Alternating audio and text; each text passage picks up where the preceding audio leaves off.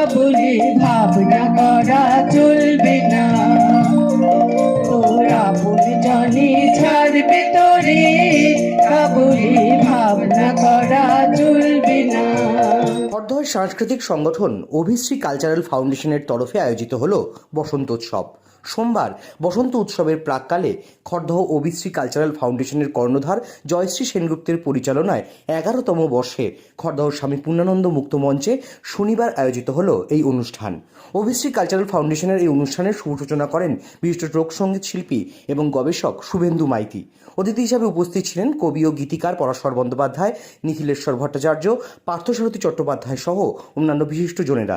নৃত্যানুষ্ঠান, সঙ্গীতানুষ্ঠান, আবৃত্তি এবং কবি সম্মেলনের মাধ্যমে এই অনুষ্ঠানটি রঙের উৎসবে রূপে পালন করা হয়। সমগ্র অনুষ্ঠান নিয়ে বলতে গিয়ে অভিশ্রী কালচারাল ফাউন্ডেশনের প্রধান জয়শ্রী সেনগুপ্ত জানান, বসন্ত উৎসবের আয়োজন করা হয়েছে।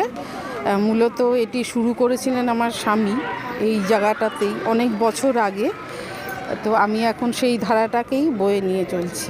কত বছর ধরে করছে? এটা 10 বছর হবে।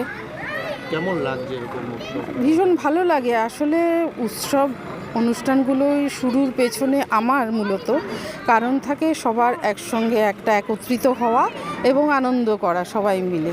আমার একমাত্রই সেই উদ্দেশ্যেই আমি উৎসবের আয়োজনগুলো করি, মানুষকে নিয়ে বাঁচা, মানুষের সঙ্গে থাকা, মানে সবাই একত্রিত হয়ে আনন্দিত করা। সেই জন্য বসন্ত উৎসবের আয়োজন আমার হাজব্যান্ড করেছিলেন, উনিও সেটা ভালোবাসতেন, আমিও সেটা ভালোবাসি, সেইভাবেই এগিয়ে চলছি।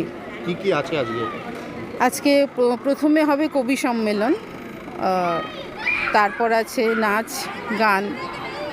বসন্তের পরিবেশ, বসন্তে নিশ্চয়ই, একদমই বসন্ত সবচেয়ে ভালো ঋতু, আনন্দের ঋতু সবসময় আমার কাছে ভীষণ ভালো লাগে। ছোটোবেলায় যখন দেখতাম গাছগুলো, তো তখন তো আর এত বুঝতাম না, এখন বুঝি সেটা।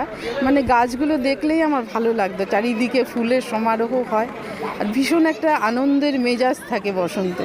আপনার নাম? আমার নাম জয়শ্রী সেনগুপ্তা, আর আমার গ্রুপের নাম অভিশ্রী কালচারাল ফাউন্ডেশন। যার পক্ষ থেকে আজকে অনুষ্ঠান? হ্যাঁ, যার পক্ষ থেকে আজকে অনুষ্ঠান? হ্যাঁ, অভিশ্রী থেকেই আয়োজিত এই অনুষ্ঠান। কতজন আজকে অংশগ্রহণ করছে? অংশগ্রহণ করছেন 60 জন। 60-এর থেকেও মোস্টলি আরও বেশি হবে। জানি ছাড়বে তোরে, কাবুলি ভাবনা করা চলবে না, ও তোরা শালকা পড়বে ছিঁড়ে আশাল না, কাবুলি ভাবনা করা চলবে না, তোরা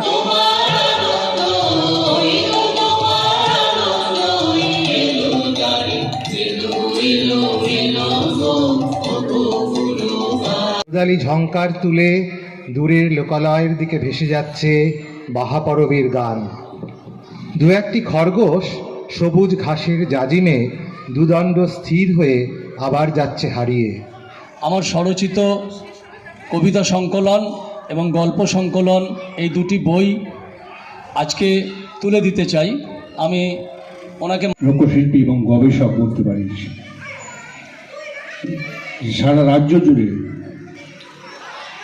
যিনি গবেষণা করে চলেছেন আমাদের শিকড়ের টানের কথা, মাটির কথা, মনের কথা, প্রাণী আমাদের নীরবতা পালন।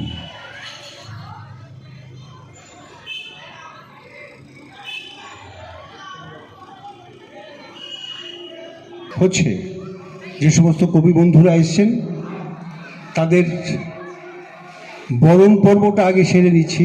আমি মিতালি দিকে